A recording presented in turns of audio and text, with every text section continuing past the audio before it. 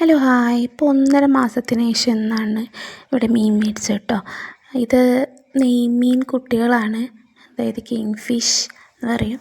അത് മാത്രമല്ല കേട്ടോ, കൊഴുവയും മേടിച്ചിട്ടുണ്ടായിരുന്നു.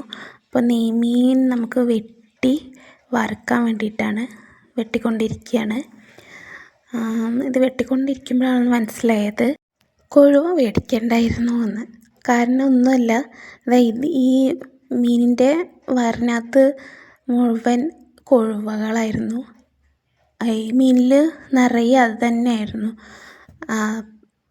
അങ്ങനെ ഞാനെന്തായാലും അതൊന്നും എടുത്തില്ല. അപ്പം അതെല്ലാം നന്നായിട്ട് വെട്ടി കഴുകിയെടുക്കാം.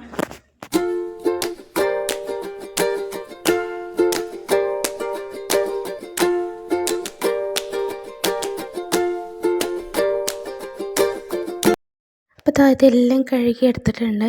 നമുക്കിതിൽ വറുക്കാനുള്ള മസാല എടുക്കാം. അതിന് വേണ്ടി മുളക് പൊടി, മഞ്ഞൾപ്പൊടി, ഉപ്പ്, കുരുമുളക് പൊടി, കറിവേപ്പില, അതുപോലെ വെളുത്തുള്ളി, ചെറിയ ഉള്ളിയും കൂടി പേസ്റ്റാക്കിയത് ഇതെല്ലാം കൂടി ഇട്ടിട്ട് നമുക്ക് വറുത്തെടുക്കാം.